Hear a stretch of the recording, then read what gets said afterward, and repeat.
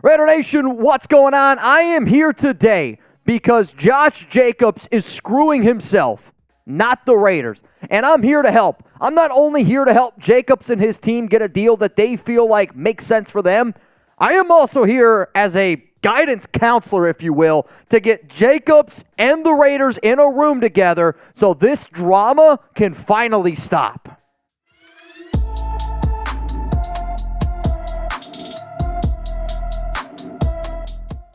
Raider Nation, what's going on? You're watching the Raiders Report, and today's show is presented by Panda Subs. If you're looking to get into the best shape of your life, use code PRESEASON at pandasubs.com for 25% off. That link's going to be available for you guys down in the comments and in the description of today's show. I recommend the protein and the fat burners, the two products I use every single day. All right, let's get into the latest around Josh, and then we'll get into my advice for the Raiders star running back. So there was a report that came out on Monday that Jacobs would end his holdout and that he'd be showing up to the Raiders facility by week 1 so he could play against the Denver Broncos. Jacobs denied this on Twitter and tweeted out basically, I don't remember saying this. He later deleted the tweet. I have these both on my Twitter and on my Instagram if you want to see. The problem and the reason why this rumor and report got so many legs is because it's what social media does. They take what Vincent Bonsignor said, which Bonsignor was just putting out an opinion, and people turn that opinion into a report, which then people thought was fact. I said on the show, it's not a fact. It is literally just a rumor, but Jacobs was a little bit frustrated by the entire thing. The reason why this drama and the reason why the whole tweet and the high school bullshit is just starting to snowball and why a lot of Raider fans are getting sick and tired of this is because we want to concentrate on the 2023 regular season. Every single year that I have covered this team, we have concentrated more on some bullshit off the field stuff, and I want to concentrate on the actual gameplay. However, if you haven't followed along with the entire Jacobs drama, here's a quick little recap for you. As it stands right now, Jacobs has turned down at least 3 offers from the Silver and Black. The first offer that Jacobs was given was on July 8th. The Raiders gave him another offer on July 17th, and there's been another offer in there some way or another. He has turned down at least one deal that was worth $12 million that was reported by Adam Schefter. Jacobs, though, he wants a multi-year deal, and I don't blame him. The problem is the multi-year extension deadline has already passed. It was on July 17th at 4 p.m. Eastern Time, so Jacobs can only sign the franchise tag worth $10.1 million, or he can get himself a 1-year deal. So coming up here on the Raiders Report, it's going to be my advice for Jacobs. And I know that Jacobs' family watches the show, and I'm hoping somebody who is close to Josh looks at him because I'm not saying this because I don't like Jacobs. I respect the hell out of Josh. I know Raider fans are a little bit frustrated right now with him, but they're frustrated because they want Josh on this team. So I'm hoping somebody sits down with Jacobs and gives him some good advice because whoever's giving him advice right now is not doing a good job. And sometimes good family members, good friends have to have these difficult conversations. So Josh, we're about to have a very difficult conversation. If you love Raiders videos every single day, hit that subscribe button and turn on those notifications. The people who I know are diehard fans of the show always try to compete to be the very first ones in the comment section, and I call them a part of the Noti gang. You want a future shout out here on the Raiders Report? Hit that Noti bell. Try to be in the comments right when a video drops, and I guarantee you'll see your name on an upcoming show. So here's my advice to Josh Jacobs because of everything that has happened this offseason. The first thing that I would do is I would fire your agent and hire a better one because whoever is negotiating these deals for you doesn't know what they're doing. For you to show up on July 17th, 4 p.m. Eastern Time, ready to sign a deal, and for that to happen, like think about how crazy of a scenario it is for Jacobs to be at the Raiders facility on July 17th, ready to sign a deal, and a deal doesn't get done. Somewhere there's a miscommunication, and I want an agent that has my best interest. To me right now, it doesn't sound like his agent has his best interest in Jacobs, or his agent doesn't know the market. Would you hire somebody to do a job for you professionally if they aren't skilled at what you are hiring them for? The answer to that is simple. No, you wouldn't hire a plumber that has no idea how to do anything with a toilet. Let's go off the next thing that I would tell Jacobs to do. Stay off social media. I love social media. I know a lot of people watching the show love social media. I can tell you this right now, okay? If it was up to me to make millions and millions of dollars, over $10.1 million, I would throw away social media in a heartbeat. If you came up to me and said, hey, Mitch, you can't drink Fireball, you can't do a boot, and we'll pay you $10.1 million, I'd do it in a heartbeat. It's not even a difficult conversation. Raider fans right now were more frustrated by the way Jacobs is handling himself on social media because it's very high school girlish. I would say, Josh, put the apps away. You can re-download them after your deal is done. But right now, man to man, you got to stop going on social media because you are only putting sticks into that fire, and it's making it burn and burn and burn. So my question to every single person out there is this, and this is the number one thing that I want you to answer. Okay? I want you to answer this question, but I want you to answer it honestly because I really believe I have such a good relationship with my dad because I am not afraid to tell my dad exactly how I feel. And he does the exact same thing to me. If I'm doing something dumb, he tells me, Mitch, you're doing something dumb. So here's your opportunity. I don't know if Jacobs is ever going to come across this video, but I want you to just say it because that's what family does. That's what Raider Nation is. We are a family. And just because you are saying that Jacobs is doing something dumb, that's not throwing an insult at him. It's your honest opinion, and that is an okay statement. So is Josh Jacobs being smart or dumb with this entire offseason drama? I'm telling you right now, I am typing a big old fat capital D for dumb. Let's go to the next advice tip that I have here for Josh. You're going to get a one-year deal with no tag option in 2024.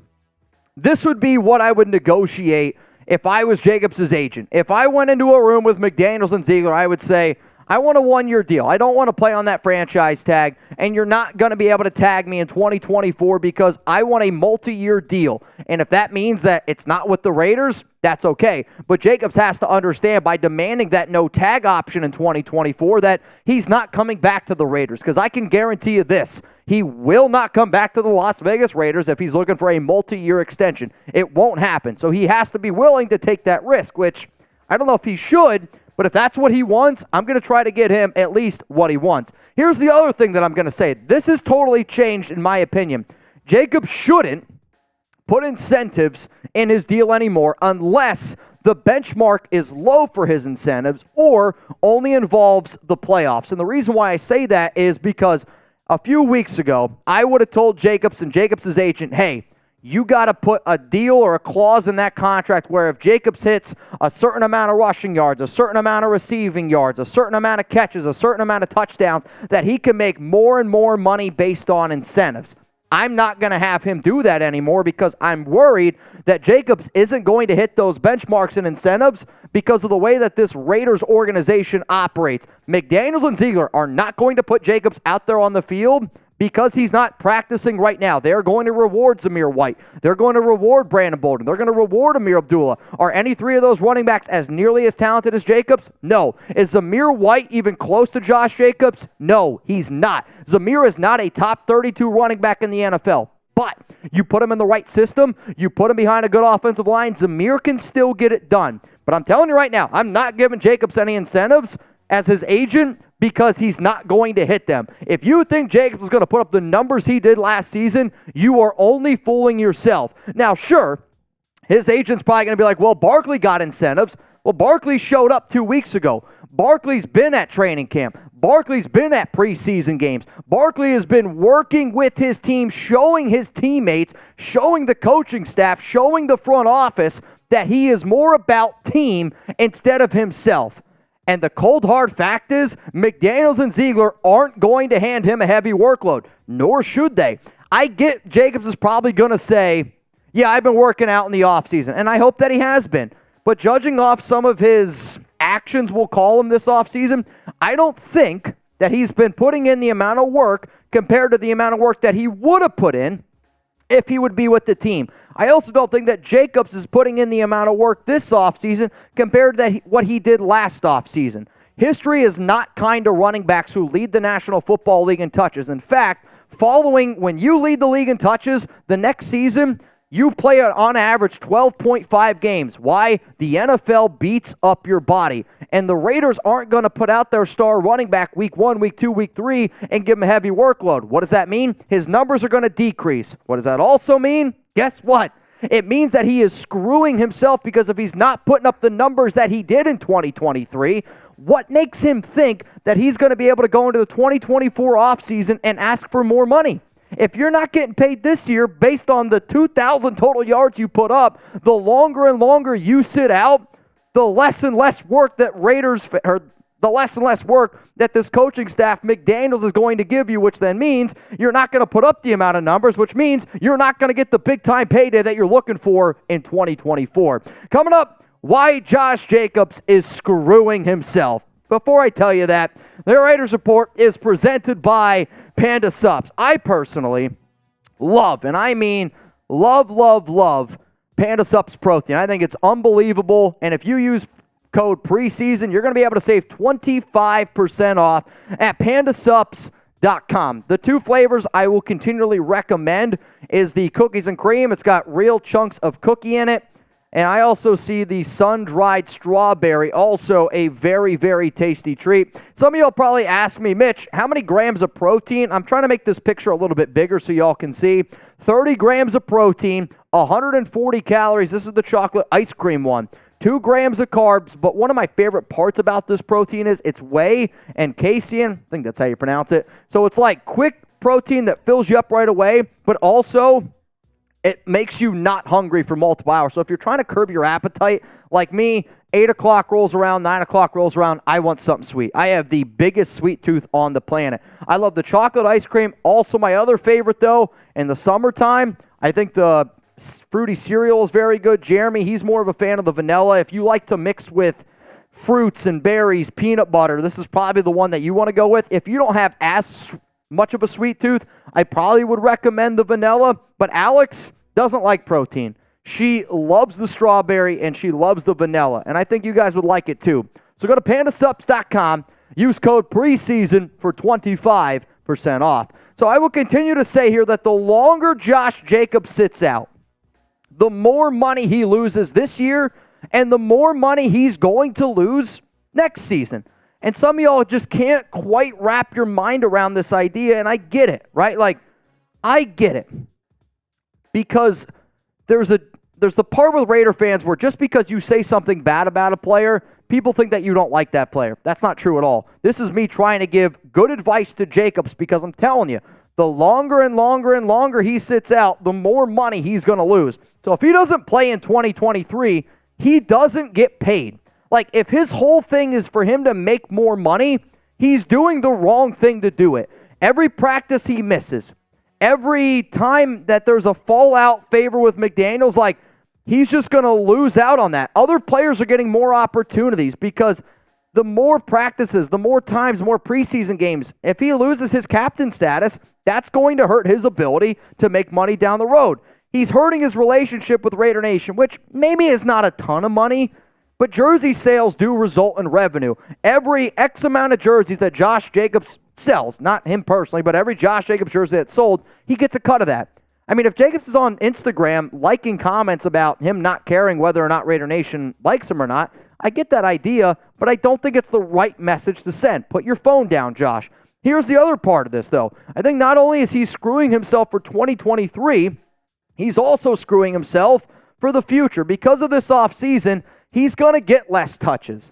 And he's going to put up worse stats this season because he's not going to have the amount of opportunities that he saw last season, because McDaniels isn't going to give him the amount of opportunities because he hasn't been there all offseason. That's how McDaniels works. So if with that happens, his value is going to go down. If you're not putting up the numbers you did the year before and already a bad running back market, his numbers, his value goes down. So I get he's trying to get value, but you're not doing it in the right way. There are going to be teams that avoid him because they know he's looking for a long-term deal. Dalvin Cook's a good running back. Ezekiel Elliott, they're good running backs. They got $6 and $8 million. Joe Mixon had to take a massive pay cut. Think about how many running backs had to take massive pay cuts this offseason just to make their team happy. There will be teams that say, Josh wants a multi-year deal. We're not going to look at him. I just don't understand how that's not an easy thing to wrap your mind around. So coming up here is what the Raiders and Jacobs need to do. Because there is one thing, and I mean that, there is one thing that the Raiders and Josh need to be able to do. And I have the answer to it. It's just a matter of, will it actually happen? I'll tell you what it is, but I need you to set a reminder. It can be on your phone. You can put it on your calendar. Hell, the amount of calendar invites I have from my fiance, it's insane. Her schedule, my schedule, looks like Skittles with everything we got planned. But I am getting a Raiders tattoo live here on the Raiders Report August 31st. The start time is going to be 11 a.m. Eastern time. And the show's going to be probably, I don't know, the first day is going to be 7 or 8 hours, maybe 9 or 10, depending on how many hours my tattoo guy can go. But essentially what I'm getting is I'm getting a full leg sleeve. It's going to be back-to-back full days, Raiders tattoo on the Raiders Report. It's going to be a fun show. I'm going to have some guest appearances here, some other Raiders podcasters, YouTubers. Might even have a few people in the studio. But I promise you this, it's going to be one of the coolest shows that we do here ever. Wow. I just saw a nipple from Jeremy. See? He's already getting excited. Subscribe. Turn on those notifications right now. So here's the number one thing that the Raiders and Josh Jacobs and Dave Ziegler need to do. They need to get together. The day and age of social media, I get it. You could pick up the phone. Cool. You could text somebody. Cool. You want to get something done? Hey, I'm going to be here at this time. Show up. Talk to me man to man. I get that Jacobs wants to let his agent handle things because that's their job. But for Jacobs to be in the parking lot and a deal not to get done, I'm not doing that again. Jacobs get into a room with McDaniels and Ziegler. If you want to bring in your agent, cool. And nobody's leaving until an agreement is reached. If you're literally trying to play for the Raiders this season, and if McDaniels, who has said that, hey, I want to have Josh on this team, great, prove it. If Ziegler, who was asked last week, hey, are you going to get a deal done with Jacobs? He says, we're going to get a deal done. Great, prove it. So now you got three people. It's time to put up or shut up. Words are this. I want to see some actions. That's what needs to happen. And if, I mean this, I'm not shitting you here, if Jacobs refuses to take the franchise tag at $10.1 million or refuses to take the one-year deal that McDaniels and Dave Ziegler offer him, I would tell Jacobs, we're not going to release you. And you're going to have to play on the tag again next season. So some of you are like, well, wait, Mitch, how exactly does that work? I was asked the other day on the Raiders Report, Mitch, what happens if Jacobs just says, I'm not going to sign the franchise tag? If he doesn't sign the franchise tag, the Raiders don't lose money, and he doesn't get paid. And because of that, the season 2023 doesn't count.